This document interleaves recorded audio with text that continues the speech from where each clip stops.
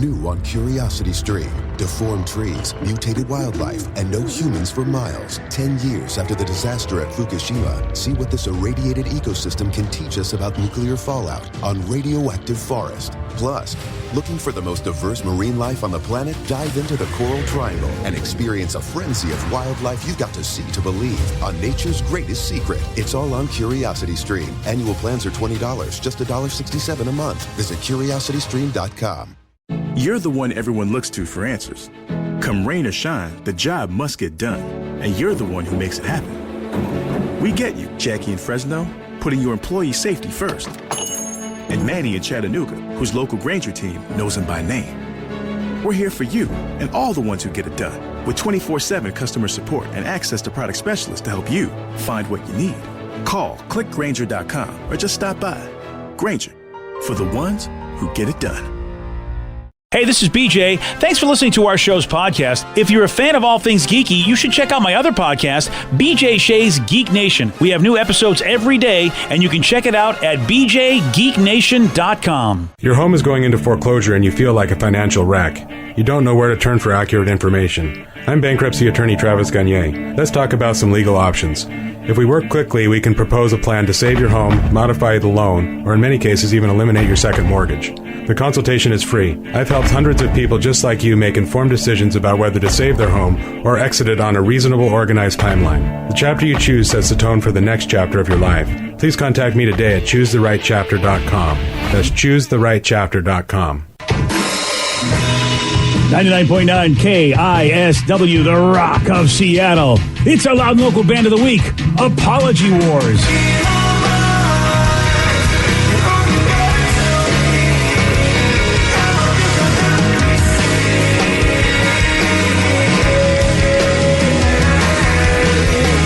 Our Loud and Local Band of the Week, Apology Wars. You want to find out how you can get their music? Currently recording stuff with legendary producer Jack Andino. That's going to sound great. Plus, they have a debut EP, which you can check out, and it's called The Best I Can Do Is Ruin a Party. Just head to the BJ Miggs page of KISW.com, go to the Loud and Local section, find out all the info you want to know, and don't forget Sunday nights at 8 o'clock, 2 solid hours of all local music. It's called Loud and Local Sunday nights, and you get to hear great bands like Apology Wars.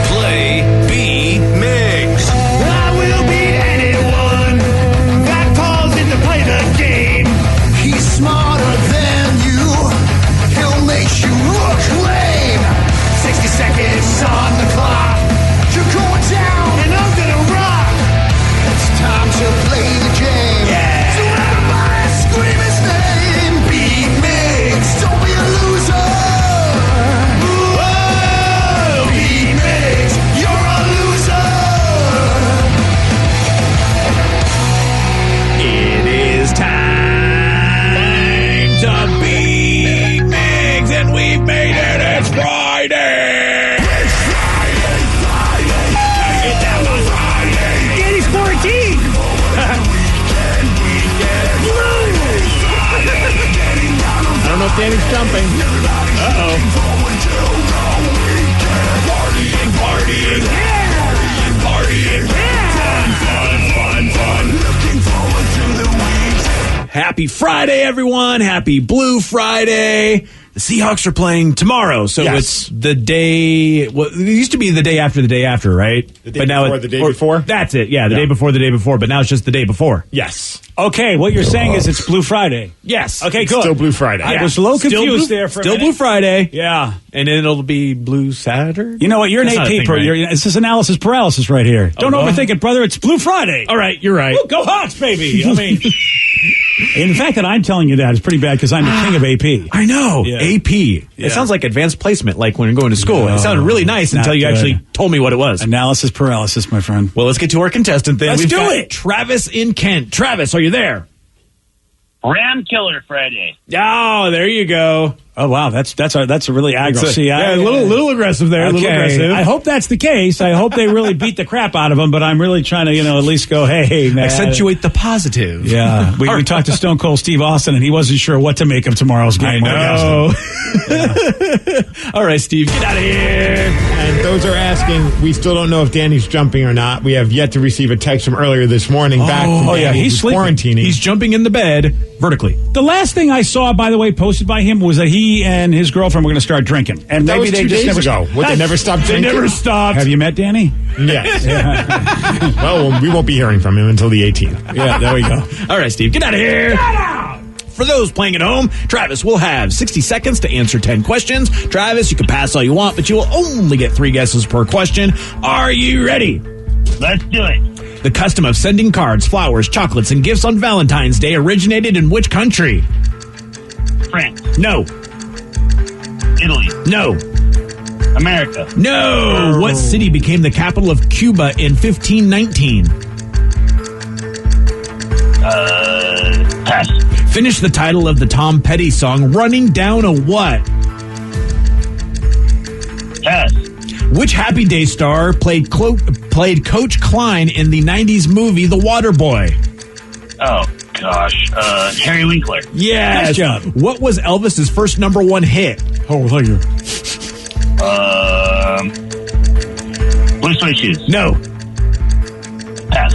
What city in the UK named its airport after John Lennon? Hello. Wow. Pass. Which TV show's theme song starts with the words, "Come and knock on my door"? Three's Company. Yes. Good job. Which film star's biography is called Neither Shaken Nor Stirred? Wow. Terrible day. Oh, you don't know? Travis, you dropped a deuce, man. Oh, Travis. Sometimes not your wheelhouse on these. This is why Ken Jennings is really brilliant when he talks about there's a way to play trivia games. Like, for instance, you say a city in the UK, just name any city that you can think of in England. Yeah. Because it might be the right one. Yeah, or if you would remember where the Beatles originated from, that might help. Know. Some people just, that's not their Well, wheelhouse. I probably would have got that wrong, too. Because okay. I would have guessed the big ones, but you're right. Why didn't I think about that? Yeah, why didn't you think about that? Honestly, I wouldn't think that it was big enough to have one of those. That's my thing, but I don't. It does. Yeah, I didn't know they had one. But see, I don't know. I don't know much about that. Places. Steve, are you ready? Go Hogs. The custom of sending flowers, cards, chocolates, and gifts on Valentine's Day originated in which country? France? No. America? No. Canada? No. Which Russia? No. Which city? China? No. No. Which city became the capital of Cuba in 1519? Havana? Yes. Good job. Finish the title of the Tom Petty song, Running Down a What? Yes. Which Happy Day star played Coach Klein in the 90s movie The Waterboy? Oh, Henry Winkler. Yes. Hey. What was Elvis's first #1 hit? Blue Suede Shoes? No. Hound Dog? No. Don't Be Cruel? No. What city in the UK named its airport after John Lennon? Which what? Which city in the UK named its airport after London. John Lennon? No. Hello. France. No. Another thank you for the airport. Britain.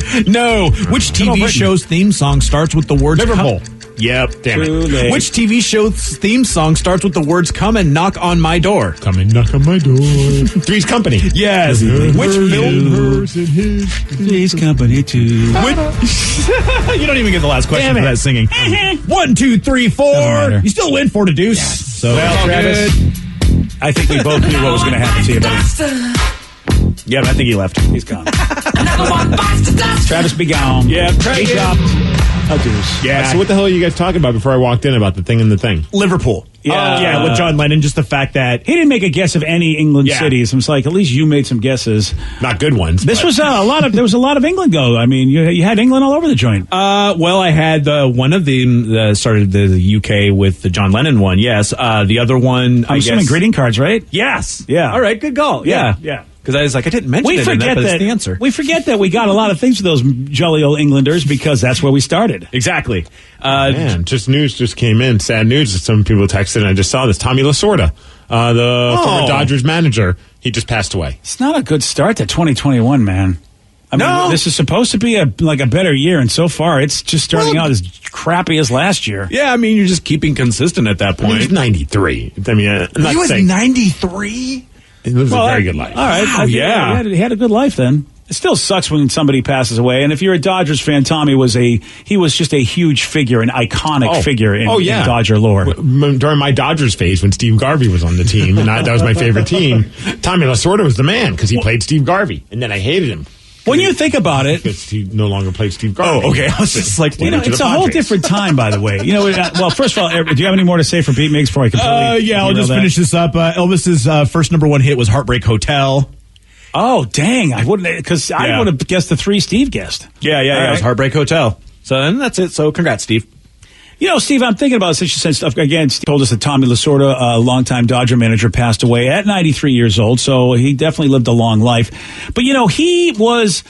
You just don't see this anymore. And maybe it's just a style of managing. But can you think of an iconic manager these days? No. I mean, because he was with the organization, I'm reading, 70 years. He spent time in one shape or another, whether it be managing or other stuff as well. I think he played for them as well, yeah. I mean, I'm trying to think of a manager that is that iconic now, and I can't think of one. The last guy I can think of is Lou Piniella. Honestly, that's what I was going to say. This is the person Lou Piniella, I can remember. I mean, maybe Dusty Baker. I know he's still playing. Mike Scioscia? I don't think he's on that level. But Mike Scioscia, is he still the Angels guy? He's still the Angels guy, but I mean, really somebody who was a manager that had a definite, usually volatile or very robust personality. Yeah, those were the days, man. You had Tommy Lasorda with the Dodgers. You had Billy Martin with the Yankees. As a kid, you just thought managers had anger issues. Yeah, oh yes, they did. Ralph Houck of the Orioles was another one. I think he was a Yankees manager too. More than not the Orioles. I'm thinking Earl Weaver. These guys, they had they were rock stars. Yeah, they were. And Lou Piniella was like the last of really that breed. Because, how many guys do you see pull a Lou Piniella, kicking sand, picking up bases, and you just don't see that much anymore. I don't watch enough baseball anymore, but you do, so you would be able to tell. Well, you would see highlight. I think they would be on Twitter, right? Wouldn't somebody post, hey, check this out? You just don't see it. I love the guy with Darren Rovell. He does sports betting and does other things in the world of sports. But he has the greatest tweet about Tommy Lasorda. He says, celebrating Tommy Lasorda's life is not hard. 2 World Series rings. Ate everything he wanted. Drank everything he wanted. 70 years in the same work uniform. Lived for 93 years. Absolute legend. How is that possible? They make a good point. And he wasn't in the greatest shape for the most any time I've known him. Probably as a player he was, but I don't only know him as a manager. And he was always like a rotund, just looking like he was doing what they said he was doing. You got a video of him beating up the Fanatic? Is that the Philly Fanatic mascot? Yeah. One time for fun, he decided to attack the Philly Fanatic. I don't know if it was even for fun. Maybe he genuinely was pissed. You just don't know with Tommy. I mean, those were different times, man. Those were different times. You just don't see managers like that anymore. Yeah. I can't think of the last time I could even think of a manager that was iconic to me like that. Well, rest in peace to a true legend in sports. It is time for Listeners on the Loose. This is where you get to pick the topic. You get to guide the show at 206-421-ROCK. Text us at 77999. We'll take your calls. We'll take your texts at 917 on the Rock. BJ and Meigs, mornings on the Rock. 99.9 KISW. 99.9 KISW, the Rock of Seattle. It's Listeners on the Loose. You pick the topic. You guide the show at 206-421-ROCK. Text us at 77999. It is a simple concept. You need to be heard. We'll listen. Unless you're not following one of Steve's rules. Then. It's really just a simple rule, BJ, and that's to show some energy and bring it. Otherwise, you're going to have to be gone. And then we're going to say goodbye to you. Goodbye, old friend. It's a new you in a new year, but that doesn't mean we can't revisit old friends like Jerry Trash. He is on the line. Nice. Jerry's been with us for pretty much almost all of the 21 years I've been doing radio. Jerry, you are on the Rock. See! Hawks! Hey! Oh, yeah, Hawks. So, what did you do? I thought he said Steve. I did too. I thought he said Steve. I didn't realize he was doing the C. That's weird. You go to a game and you're like, C, and you're like, hey, it's Steve. Good luck to the C, hey-heys. Try it one more time, Jerry. I'm really slow. Go ahead. Give it another shot. see! Hawks! Hey! Okay, fine. There we go. We can't Off to a fantastic start on the new year. Yes. Oh, yeah. No doubt about it. I mean, depending upon your viewpoint, but I like your viewpoint, Jerry. What you got for us today, buddy? So yesterday you talked about the good things Sergeant Hair Club has done.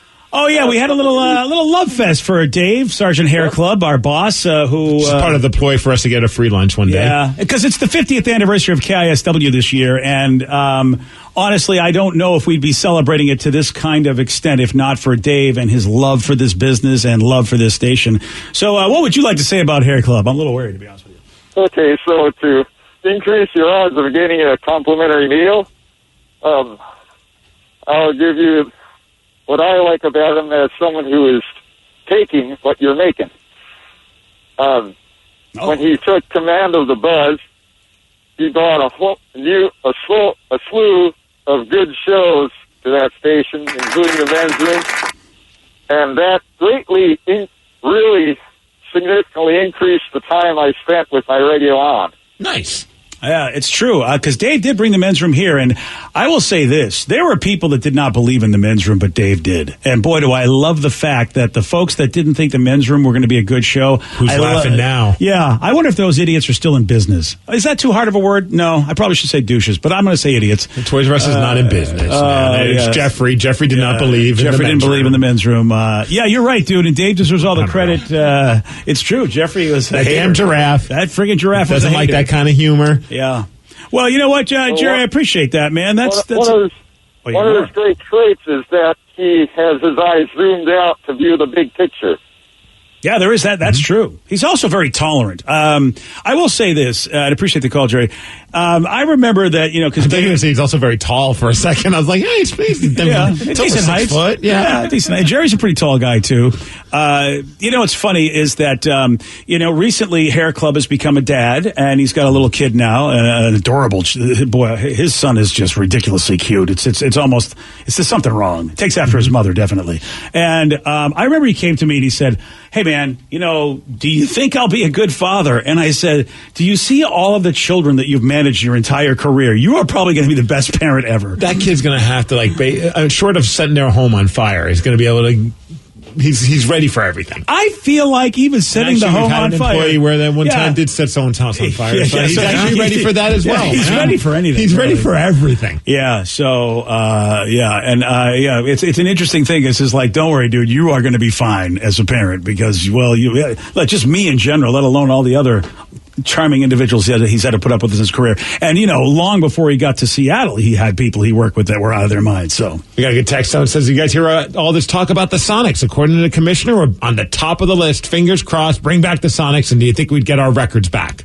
Well, I think that was part of the agreement. I don't know the fine print, but I thought the agreement was if the Sonics ever come back, the history and the records also come back to the team as well and don't stay with Oklahoma City. Yeah, that makes sense. And the fact that they're the Thunder, I mean, why would they want somebody else's records at this point? I wouldn't. Even if I had like a bad taste in my mouth about Seattle, I would be like, take it. I don't want this crap. This is why I want to give another shout out to Jenny Durkin because she's the one that leaked this. She's the mayor. She leaked this story because and she's the one that had the conversation with Adam Silver. Well, apparently she's been like going to games with him. Like they're like going on like bro dates, not bro, or friend dates. Just dates? Yeah. Do you remember, Steve, where they're not bros? Whatever you want to call them. Yeah. Do you remember, there was a time in this town, and it was about the time when we were trying to save our Sonics and it wasn't working, where the politicians did not give a damn about sports. Whatsoever. Yeah. Well, she had a big part with the hockey one as well. Yeah. How about this, though? Because when I was reading about this, I guess Adam Silver did say that there's they're thinking we're at the top of the list. Us in Vegas, which makes sense because Vegas has got their arena and their blank Vegas. Well, I mean, the rumor is that there might be room for a couple of teams because of COVID, of all things that might speed it up. They're losing a lot of money, like a lot of franchises or a lot of sports. Oh, yeah. So what better way to inject some money into the basketball account than bring on 2 new expansion teams or one? Because apparently the expansion price is like $2.5 billion to get a team. 2.5 B? 2.5 billion. Whoa. Yeah, at that point, why what do you care? Expand it, get 10 more teams. What do you care if they do well or not? No, one story said $2 billion. So, I mean, you could save $1 or $2 depending on which story you're talking about. $2 billion's a value. When you said 2.5, I thought that was overpriced. That's a little too much. But $2 billion, yeah, that's a good deal. That would be very interesting to see if that actually happens. And of all things, that's a lot of money. Obviously we don't have a very good opinion of COVID. Who would? But if it's part of what brings Sonics back, at least you'd be like, At least we got one good thing out of this stupid damn pandemic. And the thing is this, I mean, Vegas has got tourism, but we have a history of people basically just going crazy and buying season tickets for the Sounders, for the Kraken, and there were so many people bitter about losing the Sonics in the first place, so I feel like you're going to get the same response. You're going to get probably even better because you do already have a fan base built in that was so disappointed. If that happened, I mean, there will be tears shed. People will be losing their collective minds because you almost had it happen, and then it got taken. You know, there was that chance it could have happened, and didn't. And you know, with the new arena that's going to be finished in time, that's a big part of it. The NBA says they don't want anyone to entertain a place if they don't have the arena set for it, and of course they will with the Green AF Arena, Climate Pledge Arena. By the way, that's what they always said to us anyway. Mm-hmm. Have an arena first, and then we'll think about it. And we finally do. And Bonderman, who's one of the owners for the Kraken, is apparently interested in being an owner or a joint owner for the Sonics. What about Russell Wilson? What about? I mean, Russ does what Russ does. You know. How about Drew Carey? Has he said anything? I don't know. All right. You know, I'm willing to put in $10. Hey, look at this. Well, then, how could they turn this down? You're almost there. Just so I can say I'm a minority owner of the Seattle Supersonics. We pretty much got that $2 billion knocked out. Steve just threw in $10. Come on, it's done. That's pretty cool, though. That'd be great. Great news for it is good news. Seattle sports fans. I don't know when the hell that'll even happen, but it's nice to be talked about. And look, we're not a political show, no doubt about it, but I think that there needs to be a lot of love given to Mayor Durkin because she has been very, very supportive of sports in this town, and she's leaving. She's not going to do another term, because it's been just a beating of a year. I don't blame her. No matter what you think. I don't care what you think of her. Who the hell would want that job after what happened this year? Mm-hmm. Just, being in charge of this town. So at least she deserves a lot of love for that, and always will have a place in my heart for the fact that there's a good chance we're going to get basketball back, and she's been helpful in that. So speaking of sports, less than 7 days until hockey. Are you guys as pumped as I am? I'm looking at you, Migs. Yes, I'm very excited. It's different, isn't it? Because you're getting a team, so you're just going to watch because what the hell? Well, I'm just excited because I love hockey, and I'm on a high right now because the World Junior Championships just concluded, and Team USA beat Canada 2-0 in that. That was pretty awesome. Especially, they were severe underdogs. Like they were not expected to be able to even be on the same ice as this Team Canada, who were just like rolling through teams. So the fact that they beat them was a pretty fun thing. And that just got me really amped up for hockey again. Shortened season, 56 games, I believe, starts next week. 56 out of 80 games? 82 or 81, I can't remember now. Whatever it is. I think it's got to be an even number. But it's shortened season. Okay. So, and now we're one season away from the Kraken. So this is the last season without the Kraken in the NHL. This is it. Yep. 56-game season. Well, here's the other side of it, though. How are your Devils looking? We have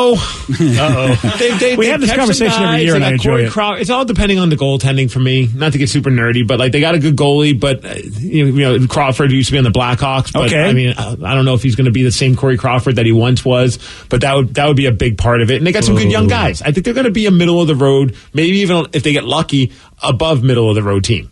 Okay, so when you say middle of the road in the NHL, that means you make the playoffs. Yes. Okay, so you think I think they can squeak into the playoffs. Okay. And it's interesting to watch how hockey's trying to find ways to make a buck. They can't get $2.5 billion for a new franchise to make a couple extra dollars right now. But TV is not necessarily how hockey makes their money. It's from the venues. It's from the actual people going to the games. That's their big bread. That's their breadwinner for them. But that's not going to happen so much this year. So they're putting logos on helmets. Some of the teams are doing the sponsorship where instead of the team logo, they'll have like the Devils are going to have like Prudential because that's like a big sponsor of theirs. Okay, so make a couple extra bucks, and then the league is naming their divisions after like companies. Okay, just for the season. And it's funny when people are getting all pissed off, like, this is bull crap, blah, blah, What do you want them to do? I'm like, they got to make some money. Chill the F out. Who cares? So what? It's going to be called like the Honda NHL West Division.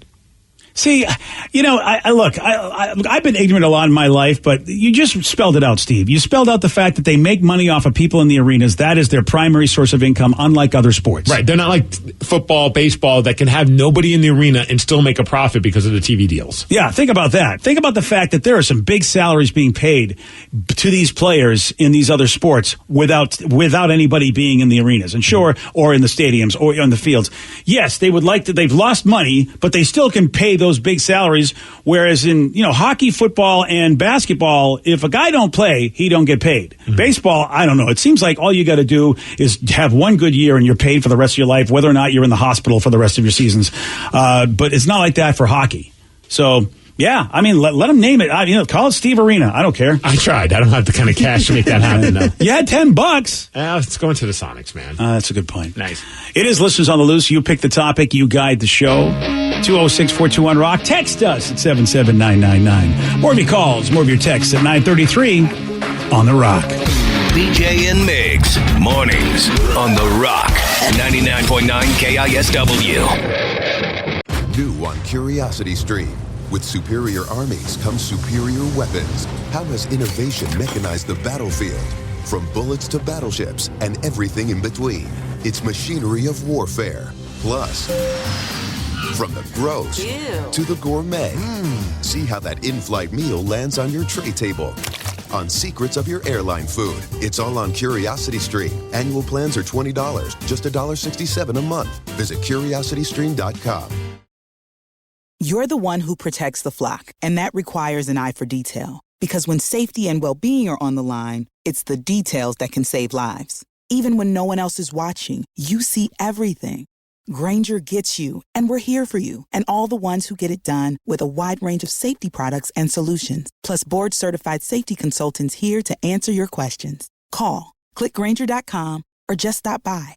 Grainger, for the ones who get it done. Some fans gear up for game day, but some fans follow their team every day. That's why the Locked On Podcast Network has a daily podcast for your favorite NHL team. Every trade, every overtime win, every game. Our local experts cover the biggest stories around your team every day. Search Locked On plus your favorite NHL team on the Odyssey app or wherever you get podcasts. The Locked On Podcast Network, your team every day. 99.9 KISW, The Rock of Seattle. It's Listeners on the Loose. You pick the topic. You guide the show. 206-421-ROCK. Text us at 77999. So I want to say, hey, guys, it's 10 years ago today that Marshawn Lynch shook our city. Literally. Hashtag Beastquake. Ah, yeah. We did talk about that earlier.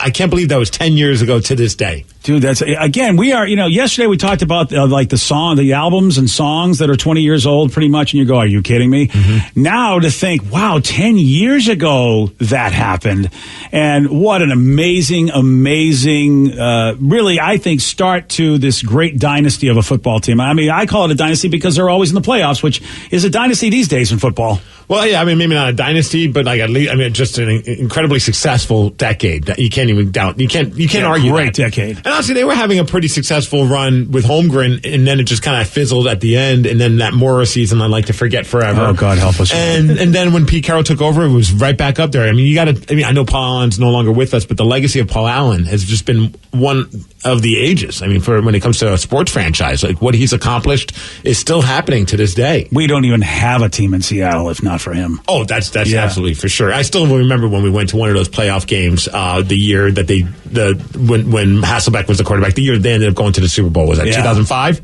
Yes. Right? And the 12th man thing, and they paid tribute to Paul Allen. And I remember that whole place was losing their minds. Because that video tribute, just like Goosebump City. And it was such a cool thing. But somebody also requested that we play the Steve Rabel call of Marshawn Lynch in the 67-yard Beastquake, which I think we got to do. Oh, of course. Center, Obamanu goes in motion right to left. Turn and handle Lynch left side. Finds a little bit of a hole. Keeps his legs moving. He's across the 40. Midfield. 45. He's on the run. Lynch. 40. Pushes him at 35. Look at him go. He's down to 20. 15. He could go. He is going to go. Touchdown Seahawks. Oh my word. A 67-yard run. Marshawn Lynch. Unbelievable. To knock 5 guys down on the way to the end zone. The beast is alive and well. grabbing my ding ding. And then he grabbed his ding ding. And then he had that other beast mode, the Beast Quake 2. Remember it was against Arizona? Yeah. That was another great one. Marshawn brought so many great moments for the Seahawks. And it just typifies the kind of team this was, because Marshawn was a troubled player with the Buffalo Bills, and yet here's another guy. I mean, he was really one of the first guys we could really point to. But they brought so many over that the Seahawk way resonated well with almost anybody, and Marshawn became an amazing player that, they were like, he has talent, but he just can't seem to get out of his own way in Buffalo. And they took him in and just gave him the ability to be great. Because, you look back, there was a moment where, like that, the Seahawks had Sean Alexander, MVP of the league. Granted, that offensive line, some people argue, and then once you lose like a guy like Hutchinson, it kind of started going downhill, and then after Sean Alexander, they kept trying different running backs, and nothing was working. And then all of a sudden, you get this outcast from Buffalo that becomes just an icon here in Seattle. Two different types of runners, that's for sure. Oh, yeah. I mean, and that's the thing. I mean, man, we just had, we had it was the beginning of getting players that could block as well as do anything else, as far as like receivers and running backs and these guys could, and tight ends, they could block as well as they could catch, which is what made them such a great team, going all the way with it was just, those guys just knew how to do it. They just knew how to get the best out of whatever they had to work with. So I want to know if any of us have experienced a historical game in person. My dad, he was at the game for the Seahawks where they had the least amount of yards in a game. And the only first down that they got, he was getting a hot dog at that time. LOL. Wow. That sucks. Yeah.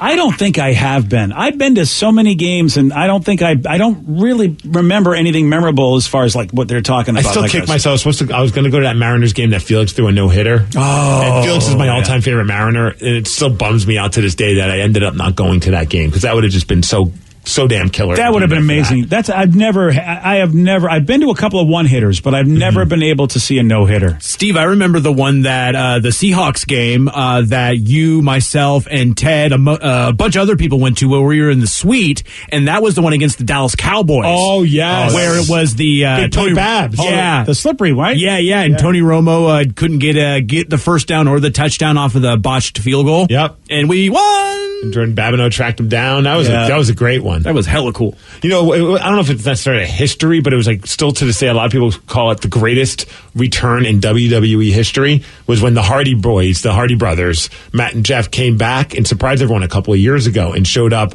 at WrestleMania. But just like this guy's dad, I was in line getting a pretzel when it happened. Oh, no. And I heard it. You know what I mean? Like, because like you could kind of still see it was outdoors. It was in Florida at the big arena there, or big stadium there, and all of a sudden I hear their music and the place. It was deafening. I mean, it's an outdoor stadium and it was deafening. People were losing their minds because nobody expected it. Like they did such a great job of keeping that a secret. And these days that's impossible. And I got my pretzel. I go over and see my buddy Jim, and I'm like, he's just looking at me. I'm like, yeah, I missed that, huh? Totally missed. And it was like a kind of a bummer at that time, but now like anytime someone talks about like one of the greatest moments in WWE history, that gets brought up, and I'm like, yeah, I was there. Kinda. Yeah, the pretzel was delicious. Yeah, the pretzel again, your downfall. Yep. 206-421-ROCK, text us at 77999. Listeners on the loose, you pick the topic, you guide the show. So I got to go to Felix's no-hitter, and I got paid to be there. Thanks, summer camp counselor job. Oh, wow. Boy, that's something. Yeah. Man, I mean, it's one thing when you get to go do something like that, but then someone's handing you cash to do it? Nice. Yeah, it's a win-win then. That's really, really cool. Yeah, I've seen a lot of great games, but nothing memorable, like that. Yeah. Or either that I've forgotten, which really sucks. Then my memory is just going to be. Then what's the point of me going to do anything? I'm going to forget it anyway. Hey, you want to come to this? No, I won't remember it anyway. Don't waste the ticket. I am getting to that point. I really. Why should I? I'm going to forget tomorrow. Earlier, we were talking about brands. When you see their brand, like their logo, it'll instantly put you in the good mood because Burger King went back to their vintage 70s, 80s style, or 90s even, logo that they once had. Somebody brought up a good one, the R from Rainier Beer. The commercials with the motorcycle, all that. It puts me in a great mood. Yeah, Vitamin R, man. I mean, talk about nostalgia. They still make that, right? Somebody does. Rainier Beer? Yeah. Yeah, 100%, yeah. Yeah, nowadays you don't know who's making what, but still, to be able to see Vitamin R out there, that's pretty cool. Someone brought up, because Vicky said that the Apple logo with the rainbow is what you loved. But I didn't know this little backstory behind it. They said Apple can't even use that logo with the rainbow. It was Macintosh, which was a different company. Apple is a split off that Steve Jobs built. He was forced out of Macintosh. Oh, really? I don't. I never knew that. I didn't know Macintosh and Apple were two different things. Yeah, you wouldn't have thought that they were because you have like Mac computers now. Yeah, like they call them Apple. MacBook and everything. Yeah. That's really wild. Interesting. That is very, very wild. Wow. Well, that's too bad. You think maybe he could pay someone could pay somebody something if it can make them some cash. Oh, man, how about this person says, I was at that Beastquake playoff game. I was in the restroom when he did the run, and I completely missed it. No! That's got to be terrifying if you're in the bathroom and suddenly the whole place just erupts like that. Fortunately, they pipe in the play-by-play. Oh, okay, so you at least are, but you're right, Rev. I mean, because you just be like, what? But I bet there's like a slight delay, so you're probably like, what in the hell? Yeah, you're hearing a lot of craziness. Who's and then destroying that toilet? Yeah. God, that sucks, man. Well, I always still think about the time I went to that. Definitely one of the most memorable Seahawks games I've ever been to. I still put the one against the 49ers, the tip that led to them going to the Super Bowl and then subsequently winning the Super Bowl. But the next year, we also went to the game against the Green Bay Packers, which was one of the greatest comebacks you could ever witness in person. Yeah, that was amazing. But I'll never forget the couple next to us that got up and left, like with 5 minutes left in the game. And a few of us were just like, you sure about that? This is the Seahawks. And like, because even though we all knew they weren't going to win, at least in our heads, but there was still that glimmer of hope because the Seahawks always seemed to find Russell Wilson was pulling magic out of his rear end in every game. And they were just like, yeah, we're just going to be traffic. And I can only imagine if one of them, like either it's the boyfriend or the girlfriend, whichever one of the two, didn't want to go but got convinced by the other, how mad were you? In the car listening to this go on. Yeah, you avoided the parking and the traffic, but you missed one of the most incredible come-from-behind victories ever. And my question now is, do you think they were honest about it, or do they just tell everybody they were there and it was amazing? Ooh, that's a very good point. Because they were there. I would totally lie about it. They were at the game. And it's like an amazing moment in history. And you can see the play. You can go back and watch, the video replays of it all, and so you at least know how it went down. Yeah, I think I would be honest. Because I think the story's better. It's a better story. Blah, blah, blah, blah, and we left early. And then as long as you have a good sense of humor and thick enough skin to know that people are going to give you a hard time about that, it's a better story. But don't get me wrong, I'd much rather be there. I've had that happen at baseball games. It's like, look, I just want to beat traffic. And the next thing you know, and it looks like my team is not going to come back. And all of a sudden, a grand slam is hitting the top of the ninth or bottom of the ninth. And it's like, I should have stayed. I missed all this fun. Yeah. And then when the train is late, because I think, I'm going to really get the, I'm going to get the bus. I'm going to get the bus real quick. And then it's, no, thanks. That is the ultimate walk of shame, is when you're leaving the stadium and you hear it erupt behind you and you turn around and you're just staring, but you have no idea what happened, but you know that your team won or something. Yeah. Oof. And that's the worst thing about having, a cell phone, because you can get to the radio broadcast and immediately go, okay, well, that's great. There's Rick Riz basically going, I can't believe it. Boy, I'm glad I'm here at the game to see this. And I'm just in the parking lot. Yeah, Rick, so am I glad that I'm in the parking lot for this. You got a text that, speaking of hockey, what is Steve's take on the movie Youngblood? Oh, that's an all-time favorite growing up. I've never seen Youngblood. You know what's so funny? Like, I lived in such a bubble because everyone in my life growing up, we were all hockey people, so we all watched and obsessed over Youngblood. It started, Rob Lowe. Yeah. Patrick Swayze was in it as well, and it's about a junior hockey team, and he is not a good fighter. He gets taught how to fight, blah, blah, blah. It's just like it's a fun movie. How old is that movie? Forever old. But I always thought everyone knew about this movie, and then I find out so many people are like, yeah, I'm not familiar with it. But there's a scene in it, and it created like the fantasy for every kid that's ever played hockey and has gone on to have like a billet, like a surrogate family. Because there's a scene where there's this woman, Miss McGill, and she just bangs them. And she's like the den mother of the team. That probably wouldn't be made today like that. Right, but I got to imagine that put like such false hope in so many like hockey players that are being like watched over by somebody else that's not their family, and maybe the mom or the sister is attractive. Yeah, but if you look like Rob Lowe or Patrick Swayze, there's a better chance that that's going to happen for you. Sure. If you're looking like Steve Miggs, I don't know. No, that's not going to happen. It came out in 1986, so 86. 3 years before I was born. Wow. Jeez, that's sorry about that, Steve. Well, Miss McGill. I'm sure you're no longer with us. Who played Miss McGilla? McGill, not McGilla. Oh, McGilla Gorilla. I cannot pronounce her name. Fiona Flanagan. Oh, Fiona Flanagan. Oh, okay. Oh, you know her. Oh, yeah. She's a great actor, and I would like to see a picture of her back then because obviously it was a long time ago. Every time I've seen Fiona Flanagan, she's basically playing she like wasn't somebody's like a smoke older show. I mean, she was like just. Oh, Fiona, you naughty girl, you. Yeah, she just gave it to Rob Lowe. Oh, wow. Yeah, Fiona Flanagan's a great actor. I mean, she's a great character actor. She's just, everything she's in, I always enjoy. Huh. Yeah, she does a good job. All right, there you go. Well, congratulations, Miss McGill. There's like a scene like there's like a little tea on a plate and it starts shaking because she's just going to town. With Miss McGill? Yeah. Fiona. I need to rewatch that. I had no idea that was one of her first roles. Oh, you are all right. Yeah, I don't know much about her other than that movie. And yeah, that movie's so great. You should check it out.